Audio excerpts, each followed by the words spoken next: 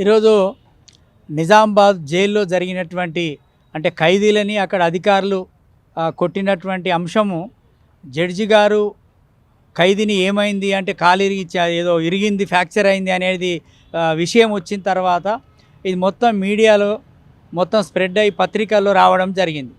అంటే ఇవాళ నిజామాబాద్ జైల్లో జరుగుతున్నటువంటి అరాచకం ఏదైతే ఉందో ఇవాళ చూస్తూ ఉంటే కొంతమందిని అడిగితే భయంకరమైనటువంటి విషయాలు. అంటే ఒక జైలు అనేది మనిషి సమాజంలో కొన్ని క్షణికావేశంలో తెలిసో తెలియకో కొన్ని తప్పులు చేస్తూ ఉంటారు, లేదా కొంతమంది ఉద్దేశపూర్వకంగా కరుడుగట్టిన నేరస్తులు ఉంటారు. కరుడుగట్టిన నేరస్తులనైనా తెలిసో తెలియక చేసిన నేరాలనైనా అక్కడ ఒక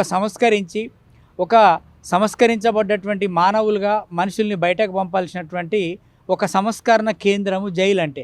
కానీ వాళ్ళ జైల్లో చూస్తూ ఉంటే గంజాయి, తర్వాత అక్కడ మద్యము, బీర్లు, బిర్యానీ, అంటే జైలు నిబంధనలకు విరుద్ధంగా వ్యతిరేకంగా అక్కడ ఆ జైల్లో జరుగుతున్నటువంటి అరాచకాల మీద రాష్ట్ర ప్రభుత్వం వెంటనే ఒక విచారణ సిట్టింగ్ జడ్జితో విచారణ జరిపి అక్కడ ఉన్నటువంటి మొత్తం సిబ్బంది మీద సంబంధిత బాధ్యులని అక్కడ ఉన్నటువంటి వాళ్ళని అక్కడ ఎవరైతే సంవత్సరాల తరబడి మరి ఖైదీలుగా సీనియర్ ఖైదీలుగా ఉన్నటువంటి వాళ్ళు ఎవరైతే ఉన్నారో అందులో నేరస్తులుగా ఉంటే వాళ్ళందరినీ ఇతర జైళ్ళకి తరలించాలి.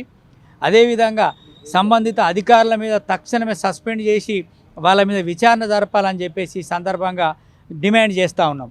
ఒకటి, ఇక్కడ జైలు అధికారులు ఎందుకంటే బాధితులు పోతే, బాధిత కుటుంబాలు పోతే, వాళ్ళకి ములాఖాతుకు పోతే గంటల తరబడి మరి రకరకాల ప్రశ్నలు వేసేటువంటి అధికారులు.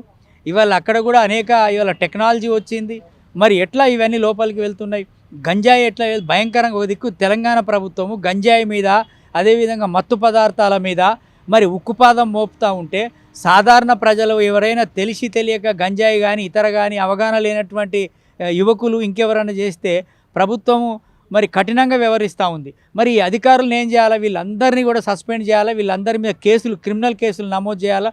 ఏదైతే ఇవాళ గంజాయి, హెరాయిన్, మత్తు పదార్థాల మీద ఎలాంటి శిక్షల్ని అమలు చేస్తుందో తెలంగాణ ప్రభుత్వం, ఈ నిజామాబాద్ జైల్లో అధికారులందరి మీద ఆ సెక్షన్లు బుక్ చేసి వీళ్ళందరినీ అరెస్ట్ చేయాలని చెప్పేసి డిమాండ్ చేస్తాం.